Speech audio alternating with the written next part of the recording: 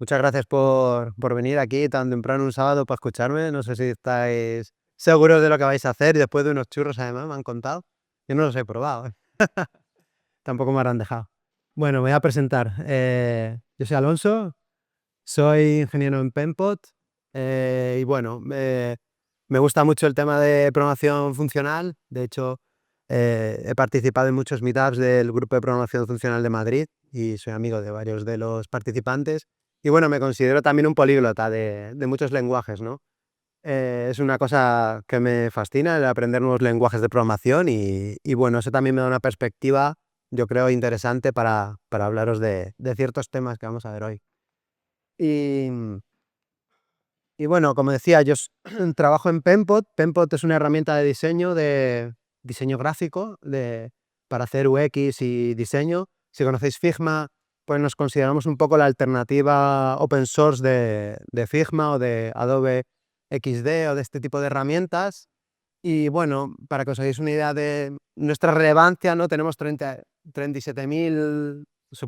He puesto esta métrica, podría haber puesto usuarios y tal, pero yo creo que en este tipo de conferencia la que interesa es el número de estrellas de GitHub, ¿no? Es el flexeo ahí a tope, ¿no? Y bueno, como está hecho en Clojure, cosa que ya a mucha gente le vuela la cabeza, ¿no? Está hecho en un lenguaje funcional, ¿no? Eh, pero bueno, esto es Penpot. Como veis, es una aplicación muy compleja, tiene un montón de tools, de herramientas para diseñar, ¿no? Dibujado y tal. Entonces, bueno, nosotros al principio, cuando empezamos a plantear cuando empezamos con los primeros prototipos y tal, pues bueno, ya nos imaginamos que nos estábamos metiendo en un jardín, ¿no? Aunque pensábamos que, bueno, siempre te llevas unas cuantas sorpresas, ¿no? Como había una frase que decía que ningún plan sobrevive al campo de batalla, ¿no? Algo así. Pues esto fue un poco así. Y es que, claro, tened en cuenta que tenemos muchas fuentes de eventos. Tenemos el ratón, por supuesto el teclado con los shortcuts, eventos del DOM, de navegación, local storage. Bueno, además Penpot, si habéis usado Figma o similares, o Penpot, espero que hayáis usado Penpot, tiene edición concurrente, entonces varios usuarios a la vez pueden estar tocando un mismo fichero. Además usamos web workers porque ciertas estructuras de datos es mejor tenerlas en un hilo separado para bueno, poder hacer igual paralelismo y no bloquear el hilo principal, por ejemplo. Y además tienes notificaciones a través de WebSockets, persistencia, bueno, un montón de cosas. Entonces, claro, en el momento que empiezas con programación asíncrona, te piensas que va a ser así ordenadito y va a ser más bien así. O sea, va a ser sálvese quien pueda. Y además tienes un segundo problema, que es una cosa que llaman los anglosajones el complexity wall, ¿no? Que se puede resumir así: a medida que tu código crece en el tiempo, el número de features, con suerte, va a ser lineal, con suerte, pero el coste se incrementa. Y esto es casi una máxima más poderosa que la ley de Moore o alguna de estas, ¿no? La cuestión es cómo hacer que esta curva sea lo menos empinada posible, ¿no? Entonces, bueno, aquí yo os vengo a contar cosas de programación reactiva, pero no os digo que esta sea la manera, ¿no? Esta es una manera. Así que, bueno, tomarlo como eso, no como cátedra, sino como consejos de un proyecto bueno, ya llevamos una trayectoria importante en un mundo bastante complejo como es el tema de gráficos, ¿no? Y bueno, como comentaba, reactividad. Vamos, ¿qué es la reactividad, no? Porque es un palabra que puede parecer un poco buzzword, pero es algo que está ya en todos los frameworks de frontend. Eh, y la reactividad no es otra cosa que cambiar el significado de la igualdad. Es decir, si yo tengo una variable c que le estoy multiplicando por 2 a una b, ¿no? Obviamente, si yo imprimo esta variable c, me da 200. Pero ¿qué pasa si esa b la cambia a otro valor, a 200? Podría haber elegido otro número, mucho 200 o no. Tú esperas que si ahora imprimes C, te saque 400, pero todo el mundo sabe que si tú esto lo metes por consola, no es así. Hasta que tú no reevalúas la multiplicación, ese valor C no va a cambiar. Queremos que se comporte como en Excel, ¿no? En Excel, si tú defines una fórmula, si tú aquí defines la fórmula, sabes que en cuanto cambies una celda, relacionada, automáticamente se va a actualizar, ¿no? Y es un poco la reactividad, ¿no? Si yo cambio un valor, automáticamente calcula las dependencias y me actualiza automáticamente el objetivo, ¿no? O sea, si yo cambio la fuente, automáticamente se actualizan las dependencias hasta que llegar a un objetivo, ¿no?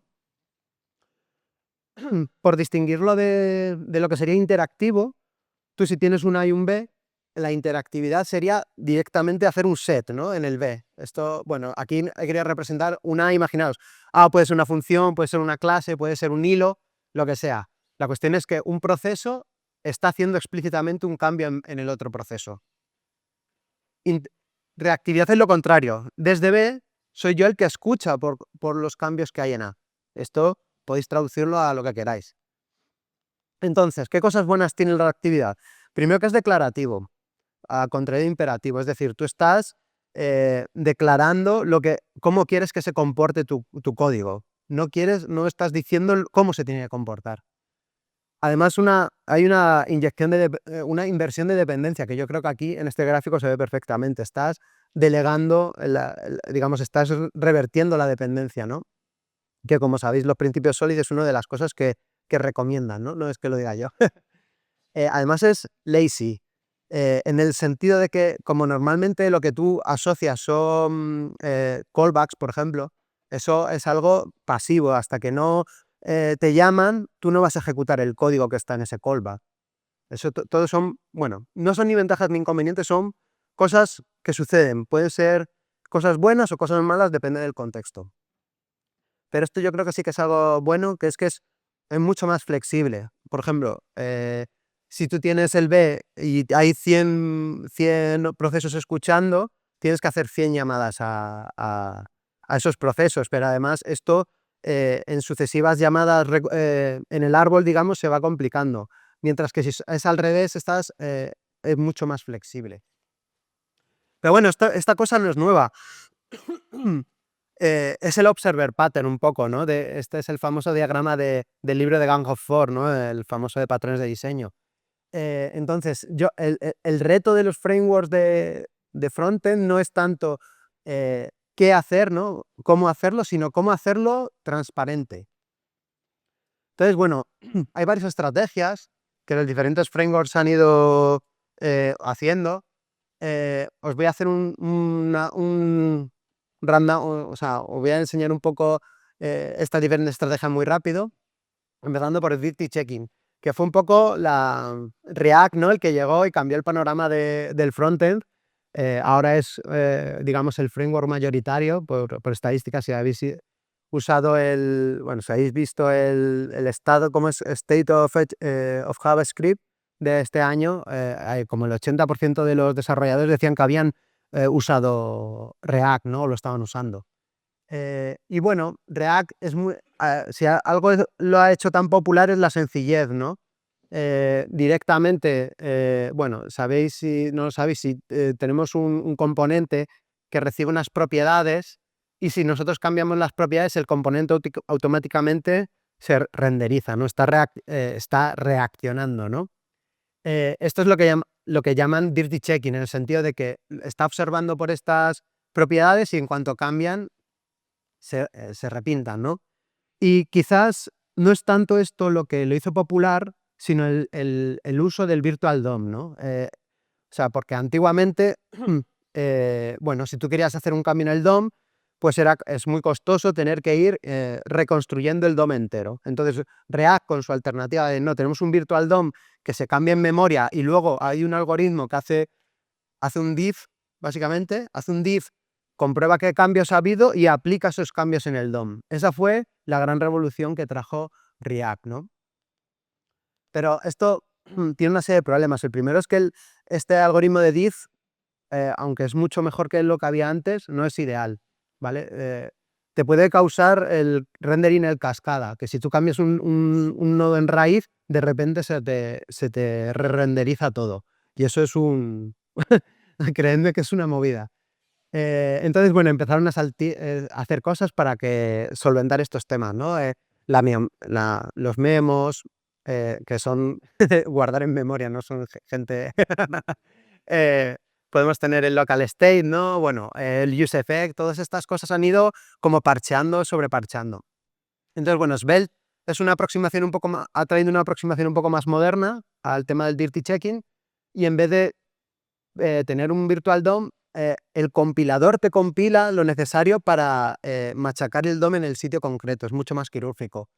Pero bueno, aún así, el dirty checking, a modo de resumen, es muy fácil de entender. Además, las vistas son funcionales, lo cual es una cosa que nos gusta, que a mí me gusta al menos. Y el tema del virtual DOM, como decía, fue una revolución y ha sido lo que ha habilitado al resto de frameworks, ¿no? Que no se le puede quitar mérito. Cosas malas. Hard to implement, en el sentido de que si tú quieres hacer tu propia versión del Virtual DOM, del diff, es increíblemente complicado. Veremos que hay otras estrategias mucho más sencillas de hacer de tu propia versión. Coarse grain, grano grueso, me refiero que eso, cuando es el tema del rendering en cascada, tú cambias una cosa y de repente, ¡buah!, todo se cambia. Grano fino sería, no, yo quiero cambiar solo un elemento, por ejemplo. Y luego el state management, en el sentido de que React no opina sobre tú cómo tienes que manejar tu estado, pero es algo que tienes que realizar. Entonces ha habido un montón de librerías, Redux, Movex, etcétera. Bueno, son tantas que ni me atrevo a mencionarlas todas, que se han encargado de esto, ¿no? Vale, cambiando de tema, proxies. Un proxy al final lo que hace es, se pone en medio del objeto del estado, de forma que, bueno, aquí tenemos el proxy y A sería el que usa el proxy. En el momento que tú obtienes una propiedad del proxy, te mete en una lista de observadores. De forma que cuando otro proceso, o tú mismo, pero bueno, entendamos otro proceso, hace un set en el proxy, se auto notifica a todos los que ya estuvieran escuchando estas propiedades. Esto Vue, por ejemplo, lo usa. Aquí el truco es meter tu código reactivo dentro de un watch effect, que es el que hace la magia un poco. Básicamente aquí el watch effect coge este closure y es el que registra en el listener, de forma que cuando llames a este value más, por ejemplo, va a notificar este closure. Bueno, esto tiene ventajas. Primero, no necesita el Virtual DOM, todas estas cosas, y es muy fácil de usar, como habéis visto, es muy sencillo. Pero tiene otros problemas. Las mutaciones, muy difícil de depurar, como tengas en este caso muy sencillo, pero esto no es un único estado, normalmente tienes estados dependiendo de otros estados. Entonces, como uno de esos casque, además no hay error handling, no hay o sea, hay error handling, pero está todo arriba, en un boundary normalmente, un error boundary. Entonces, este tipo de errores son bastante complicados. Y luego no hay un modo explícito de composición. Tú puedes llamar dentro de un estado, pero es un poco raro. Tampoco soy experto en Vue. De todos los frameworks, yo creo que el que menos pilotos es Vue. Pero bueno, Signals. Probablemente si estéis aquí queríais ver esto. Porque es como ahora la forma moderna, ¿no?, de reactividad. Parece que todos son Signals. Muy fatal, pero bueno. Pero realmente las señales son una cosa que ya se implementó en uno de los primeros frameworks. Y os hablo a nivel de AngularJS, de esa época había uno que se llama Knockout, que ya implementaba las signals. Lo que pasa es que como no teníamos el ecosistema aún no estaba preparado para todo el tema del Virtual DOM, de estas tecnologías, como que no despegó, ¿no? O simplemente no se puso de moda. Pero ahora como que lo han redescubierto y ahora está muy en boga. Si no conocéis Signals, bueno, esto es un ejemplo en Solid.js, que es un framework que a mí me gusta bastante, por cierto. No me escondo, ya tengo mis preferencias. Solid está muy guay, usa Signals a saco. Y bueno, las Signals al final lo que tienen es tú creas como una especie de contenedor, ¿vale? Y te da dos formas, una de obtener el valor y una de cambiar el valor. Un poco como en los proxies tenemos un create effect, que es digamos, la closure que me va a estar pendiente de los cambios, ¿no? Es decir, todo lo que esté dentro de esta closure es lo que va a ser reactivo, es decir, va a reejecutarse cuando hay un cambio en sus dependencias. Y luego, bueno, simplemente si hago un interval set count, pues me daría 1, 2, 3, bla, bla. ¿Qué pasa? Que mola. ¿Por qué molan tanto las señales? Porque sí que existe un modo de composición que no existía, por ejemplo, en los proxies. Yo puedo definir este toCount, veis aquí no digo nada, no le estoy haciendo un create signal, directamente es una función que llamo dentro a otra señal, y eso ya me crea una señal derivada, que puede usarla como si fuera tal cual una señal.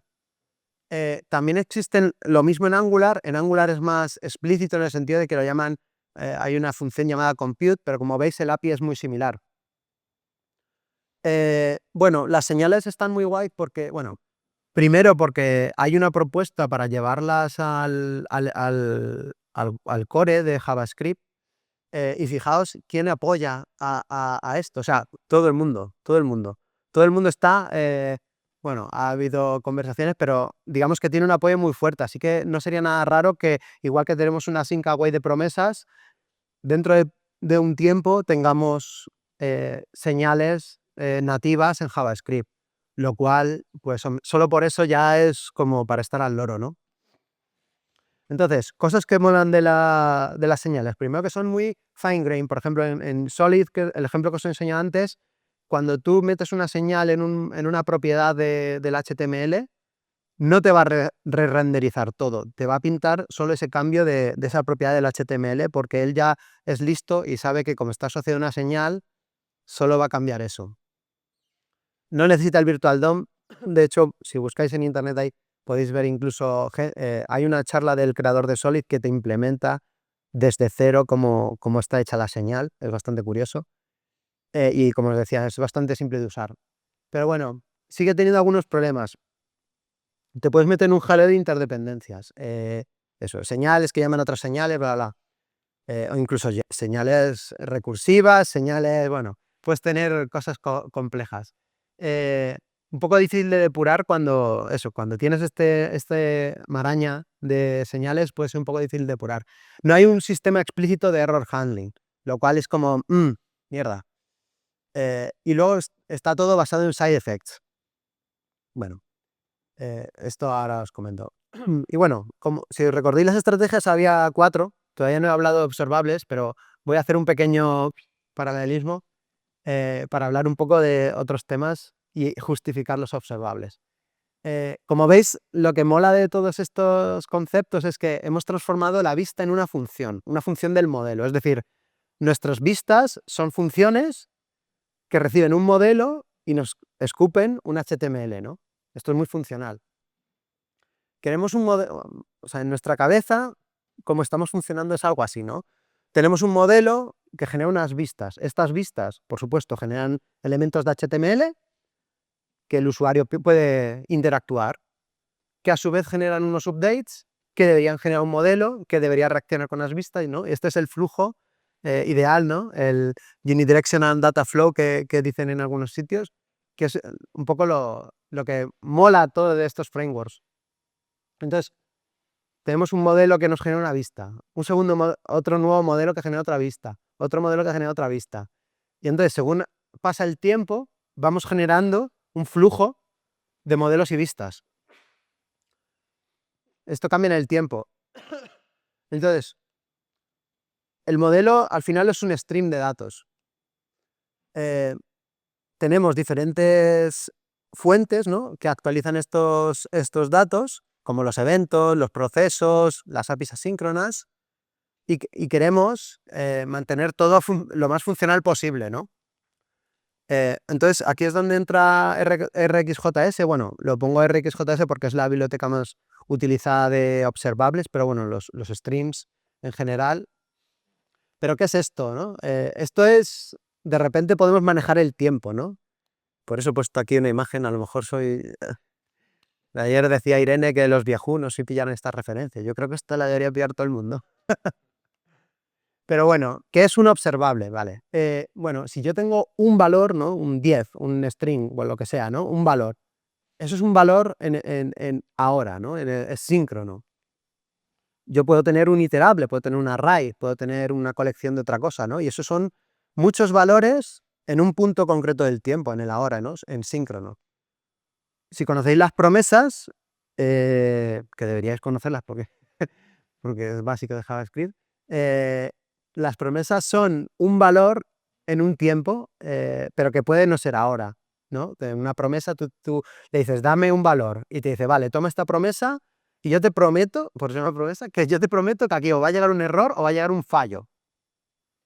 Vale, los streams son un poco llevado este concepto al many, es decir, en vez de tener un único valor que puede o no llegar en el tiempo, ahora tenemos una colección de valores que además pueden llegar en diferentes momentos en el tiempo. Que esto se parece mucho a lo que estábamos viendo antes con el modelo y la vista. Entonces, bueno, para otra vez la comparación, la promesa es un error o un fallo, las señales, ¿no? Son como un stream único sin completado en el tiempo que van emitiendo valores. Pam, pam, pam. Y los observables son parecidos, pero tenemos estado de completación, tenemos estado de fallo, podemos reintentar. Además, nos deja cancelar. Son mucho más potentes. Claro, un gran poder conlleva una gran responsabilidad. Son más complejos de utilizar. Pero una cosa que me gustaría destacaros, que no sé si habéis dado cuenta, es que los observables son un caso más general de las señales y las promesas. Es decir, dicho de otra forma, una promesa puede ser una promesa puede ser un observable y una señal puede ser un observable. Una promesa es un observable de un valor que o bien completa o bien falla, y una señal es simplemente un observable que emite valores hasta el infinito. ¿Sí? ¿Esto qué ventaja tiene? Que es muy fácil convertir de promesas y de señales a observables prácticamente con cero esfuerzo. Entonces, bueno, como decía, es un API asíncrono, aunque puede ser síncrono, y esto es una cosa también súper potente. Cuando tú emites un valor por un stream, si todas las computaciones que están relacionadas son síncronas, el stream se ejecuta en síncrono. Soporta error handling, cancelaciones, es componible y funcional. Que esto ahora vamos a entrar más en ello. Porque claro, en cuanto ya me pongo a hablar de programación funcional, la gente se pone nerviosa. Digo, oye, pero funcional contra objetos, estás aquí metiendo, ¿no? Es Java, escribes objetos, ¿qué estás haciendo? Ahí dándole con un martillo para meterlo. Pero nunca ha sido un tema de versus, ¿no?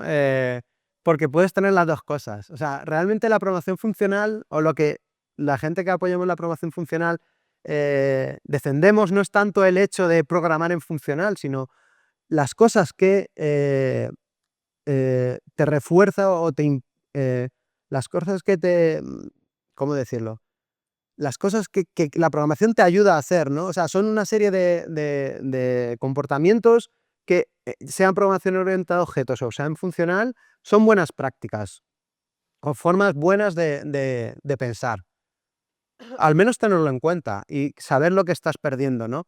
En concreto, en la programación funcional he destacado estos tres hechos, ¿no? La separación del comportamiento y los datos. Sabéis que, bueno, ahora lo explico luego. Los side effects y la composición. En concreto, el comportamiento y los datos. Todo programación orientada a objetos le gusta mucho, o bueno, digamos, nos fuerza a encapsular los datos y definir un API que muta esos datos. Y tú, digamos, una caja negra, ¿no? De hecho, es un símil que usan. Es el modelo de caja negra donde tú desde fuera cambias los datos y ya está. Pero en cambio, la programación funcional es un poco lo contrario. Dice, no, los datos que sean transparentes, ¿no? Y yo tengo muchas funciones que van a usar estos datos. Bueno, son dos cosas diferentes, ¿no? Pero no significa que tú no puedas usar un lenguaje orientado a objetos y hacerlo así, ¿vale? De hecho, JavaScript es orientado a objetos y se puede programar funcionalmente. Bueno, esto es una quote del 82, que esto es muy viejuno, lo de la programación funcional. Es mejor tener 100 funciones que trabajan en una estructura de datos que no 10 funciones en 10 estructuras de datos. Los side effects. Bueno, voy a ir un poco rápido porque voy más fatal.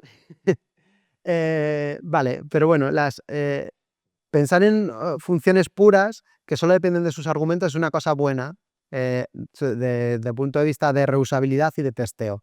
Y las mutaciones son un side effect, ¿vale? Y la composición, bueno, Esto se refiere a que en programación funcional estamos muy acostumbrados a componer diferentes funciones una detrás de otra. Un poco en otros lenguajes se puede hacer con APIs flexibles y tal, que también está muy bien, pero, por ejemplo, aquí os he puesto algunos ejemplos de esto, que probablemente ya lo hagáis en JavaScript, esto es lo más funcional que hay. Es decir, tú tienes una colección y aplicas una serie de funciones, ¿no? Que luego hay muchas estructuras de datos que implementan estos interfaces de forma que tú puedes utilizar el map para un array, lo mismo que para un set o que para las entries de un hash map, ¿no? Entonces, bueno, como os decía, todo esto que estaba hablando es porque RX es programación funcional llevado a la reactividad. Donde antes teníamos el map, pues ahora tenemos un map equivalente en RX, el filter, pues exactamente lo mismo, solo que es un filter en el tiempo, y el reduce, pues igual, un reduce en el tiempo, ¿no? En este caso, te da el valor de reducido al final, pero encima en RX hay un valor que te puede dar los valores intermedios, emitir los valores intermedios. Estoy yendo un poco rápido porque tampoco quiero centrarme mucho en esta parte, para luego enseñar cosas más chulas. Pero bueno, una cosa que mola de Observables es que viene con 90 funciones que tú puedes usar. Claro, el problema es saber cuándo usar cada una, ¿no? Que eso me vais a decir, oye, claro, pero ¿cómo me aprendo todas estas? Realmente no necesitas todas. De hecho, el 90% del tiempo vas a usar las 4 que os acabo de poner en las slides anterior. El map, el filter, combinar streams con un merge o con un concat y el reduce. Pero bueno, está bien saber que tienes todos estos casos, porque a veces sí que tienes unas cosas muy especiales y tienes de dónde tirar, no tienes que reinventar la rueda. De hecho, curiosamente, la cuota que he puesto antes, estos son 90 funciones, pero antes en la cuota ponía 100, ¿no? 100 funciones sobre una estructura de datos. Pues casi, casi. Entonces, bueno, los observables son muy funcionales, componibles, que ya te vienen con un montón de utilidades. Además, te permite hacer tu propio sistema de reactividad, como os voy a enseñar ahora. Y encima te viene el error, retry, cancel. ¿Cuál es el problema? Que son complejos y es una cosa que echa muy para atrás. Y luego puedes tener un poco como las señales. Cuando hay flujos de datos muy complejos, puede ser un caos. Pero bueno, yo creo que sigue siendo bastante menos caos que otras alternativas. Pero bueno, aquí es un poco cerebro galaxia. O sea, no usar reactividad claramente no es... Pero si usas un modelo de reactividad ya empiezan a saltar las neuronas, pero cerebro de galaxia es usar múltiples sistemas de reactividad en una aplicación, ¿no? Aquí os quería hablar del event sourcing. Eh, event sourcing es un patrón de arquitectura que captura crea tu estado a partir de una secuencia de eventos, ¿no? Voy a ir a una demo que os quería hacer con un sistema implementado con Event Sourcing. Bueno, voy a recargar aquí para que veáis lo que significa. Bueno, esto es una pequeña demo que he hecho aposta para el commit. Voy a subir el código, por supuesto, a GitHub. Ahora os pongo un QR para que podáis acceder a él. Pero os quería enseñar, bueno, como veis no tiene mucha historia. Esto está hecho con Solid. Ahora vemos el código, ¿vale? Pero bueno, si yo hago clic aquí puedo crear bolitas de estas que navegan. Vale, y cosas guays. Como veis aquí tengo el estado de la aplicación definido. Es decir, si yo ahora vamos a quitar todo menos una única pelota. Veis, simplemente borro, ahora, ¿vale? Ahora de repente solo hay una pelota y está cambiando aquí el estado todo el rato, ¿no? Lo pauso porque si no, no me deja, porque si no es un poco complicado editar mientras está cambiando todo, pero bueno, yo aquí puedo cambiarle el color rojo, puedo mover la pelota con el ratón. Y una cosa que es brutal de esta aproximación es que veis abajo que hay un slider. Esto es el histórico del tiempo. Yo puedo viajar al pasado. Uy. Este código lo voy a subir para que veáis. Y todo esto es un poco, bueno, a través del event sourcing. Bueno, ¿cómo funciona esto? Vale, un poco lo que comentaba antes. Hay dos sistemas de reactividad. Tenemos la reactividad a nivel de update y modelo y la de modelo a vista. Como estoy usando yo Solid para esta parte de modelo a vista, uso señales, pero para la parte del event sourcing estoy usando RX. Entonces, ¿veis? Al principio el modelo tiene el valor 0 y entonces el contador, bueno, mi vista, bueno, esto es un ejemplo con un contador, pero bueno, os podéis imaginar que 5 minutos solo, ostras. 15. Vale, que se te ha doblado y veía 5.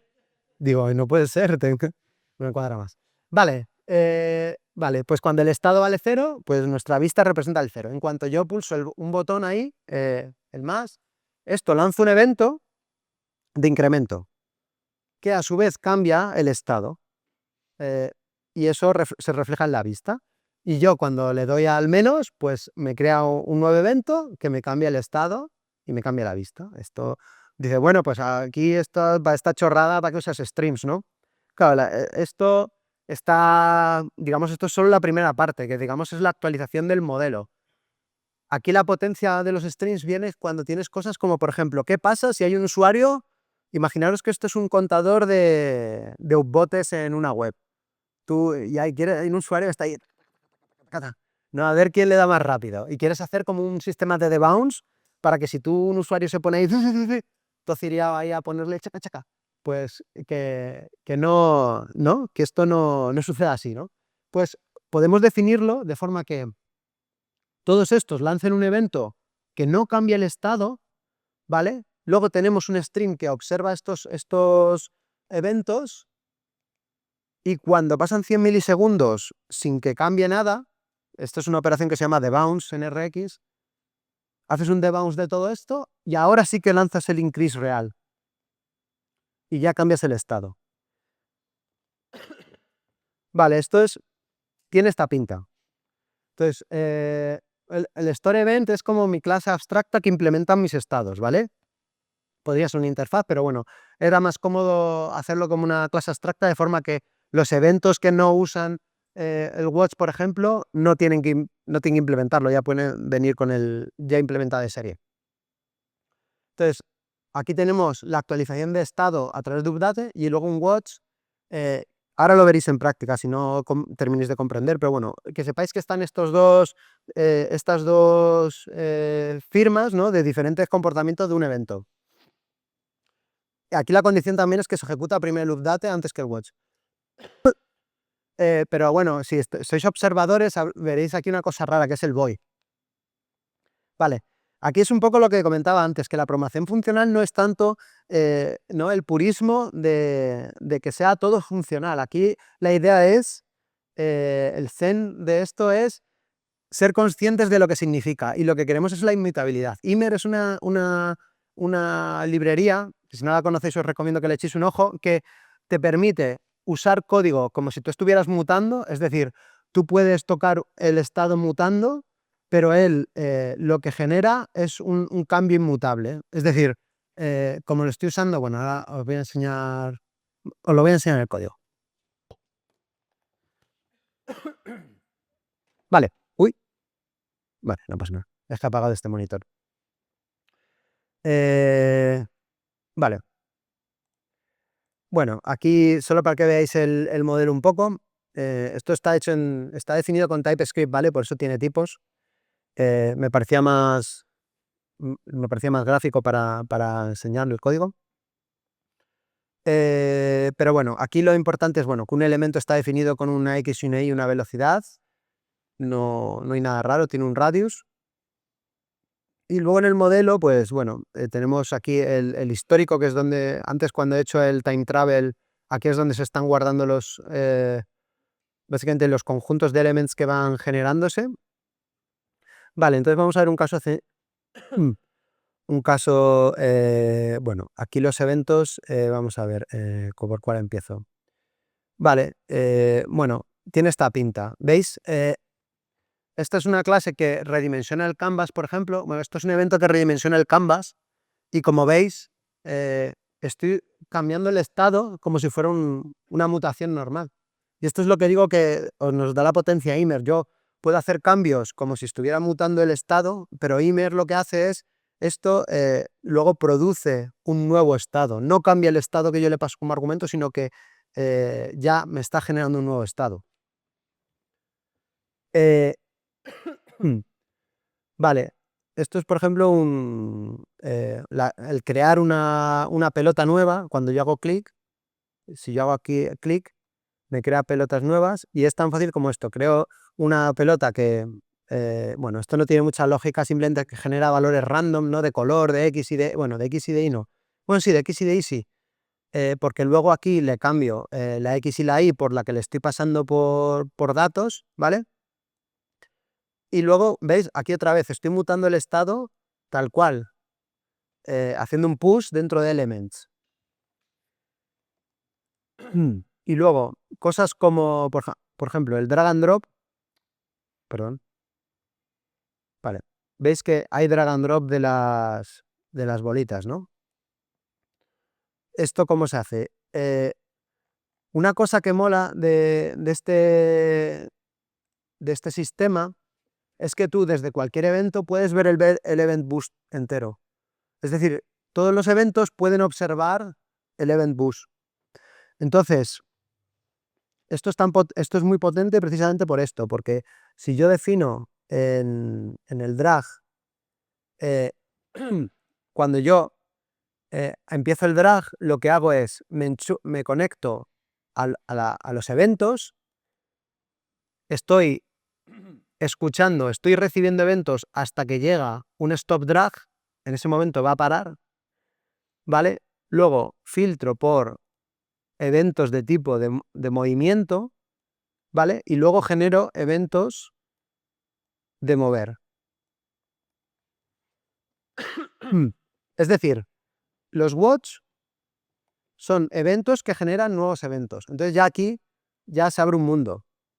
Primero, porque tú puedes observar cambios puedes ver el flujo de eventos y generar nuevos eventos, puedes hacer cosas como llamadas asíncronas, porque al final aquí estoy observando, pero esto no es obligatorio leer del evento. Tú puedes generar simplemente una llamada asíncrona que cuando vuelva eh, genere un evento, porque lo que devuelve esto es un stream de eventos. Y no solo eso, sino que además desde aquí puedo observar, que es lo que estoy haciendo en el histórico, puedo observar sobre el estado. Es decir, ahora en vez de estar leyendo del stream de eventos, ahora estoy leyendo de los cambios en el estado, ¿vale? Y aquí, en vez de guardar como una foto del estado cada tic de tiempo que, bueno, pues si estás a 60 FPS puede ser 12 milisegundos, pues ahora le he puesto un throttle para que grabe el estado cada 50. Por eso aquí si yo tengo esto y vuelvo para atrás en el tiempo, ¿veis? No es 1 a 1. De hecho, si yo cambiara aquí y pusiera cada segundo, vamos a hacerlo. Ahora he puesto cada segundo en vez de cada... Voy a refrescar, voy a esperar unos segundos para que genere un poco y veis, ahora lo pauso, perdona, y veis esto ahora, pum. Hemos bajado como la resolución ¿no? Como la tasa de refresco de los históricos. Vale. Bueno, esta es la pequeña demo. Se me ha ido un poco el tiempo, así que voy a ir cerrando. Bueno, esto lo tenéis en las slides. A modo de resumen,